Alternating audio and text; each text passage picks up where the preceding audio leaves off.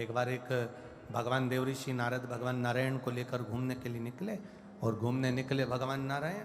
तो नारायण और नारद जी दोनों निकले और दोनों निकलते निकलते पहुंचे और पहुंचने के बाद एक सेठ जी के दरवाजे पर उनको भूख लगी तो भोजन मंगा। भिक्षाम देई, भिक्षाम देई। सेठ जी बाहर निकल कर बोले, हाँ आओ, तुम्हारा पिताजी रख कर गया है, भिक्षाम देई, भिक्षाम देई, सुबह से मांगने आ गए, चलो निकलो यहां से बाहर जाओ। सेठ जी ने धक्का मार के निकाल दिया। अब सेठ जी ने भयंकर धक्का मारा और निकाल दिया। नारद जी को गुस्सा आ गया। नारद जी ने कहा, प्रभु घोर अपमान हुआ है, श्राप दे दो, इसकी सारी दौलत मिट्टी में मिल जाए।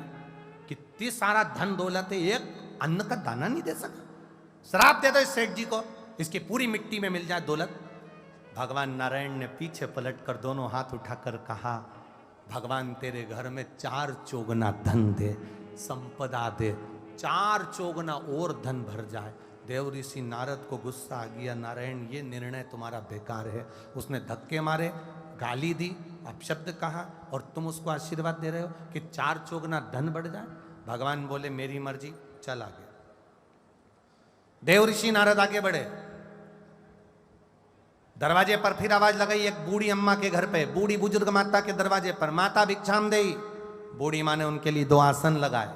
माँ बोली, देखो बाबा जी, मेरे पास भोजन तो नहीं है पर गाय का दूध रखा है, एक ही गाय है मेरे यहाँ, बहुत अच्छी है, उसी का दूध मैं आपको दे देती हूँ।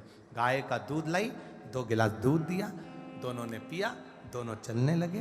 देव ऋषि नारद ने भगवान नारायण से कहा, प्रभु कितनी अच्छी माँ है, इसको आशीर्वाद दे दो, खूब आगे बढ़े, खूब उन्नति करे, खूब कृपा बरसे, आशीर्वाद दो ना प्रभु। भगवान नारायण पीछे मुड़े, दोनों हाथ उठाकर भगवान नारायण ने कहा, जा तेरी गाय मर जाए।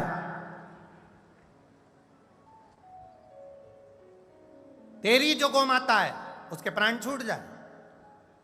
देव ऋषि नारद को क्रोध आ गया, क्या हो आप? वो सेठ जी ने धक्का मारा, गाली दी, अपशब्द कहे, उसको के 4 चौगुना धन बढ़ जाए, और जिसने तुमको दूध पिलाया, जिसने तुम्हारी आदर करा, आसन दिया, सम्मान किया, उसके लिए करो तो तेरी गौ माता मर जाए।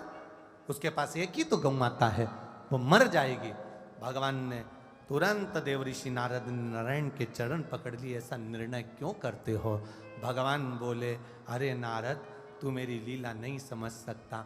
वो सेठ जी को मैंने 4 चौगुना धन बढ़ने का इसलिए कहा क्योंकि सेठ जी दान नहीं कर पाए। इसके यहाँ जितना जितना धन बढ़ेगा उतनी इसकी आसक्ति बढ़ेगी, आसक्ति बढ़ेगी तो पैसे पैसे में रमा रहेगा। जब मरेगा तो अगला जन्म सांप का पाकर उसी तिजोरी के आसपास पड़ा रहेगा। इसलिए मैंने उसको धन बढ़ने का आशीर्वाद दिया। और इस बूढ़ी माँ को उसकी गौ माता मर गया, ऐसा क्यों कहा? भगवान बोले, इस बूढ़ी माँ ने मेरी सेवा करी, आराधना करी, इसका कोई नहीं है केवल एक गाय के सिवा। अगर इसके मरते समय गौ माता इसके सामने होगी तो इसके प्राण उस गौ माता में अटके रहेंगे कि गाय का क्या होगा, गाय का क्या होगा। तो ये मुक्ति नहीं पाएगी, अगला जन्म गाय का पा जाएगी। मैं चाहता हूं कि ये मुक्त हो जाए, अगला कोई जन्म ना पाए और मेरे चरणों में पड़ी रह जाए। इसलिए मैंने गौ माता से इसको मुक्त कर दिया, इसकी मुक्ति कर दी मैंने। अभी अगला जन्म ना गाय का पाएगी ना किसी और का पाएगी, ये मेरी हो जाएगी।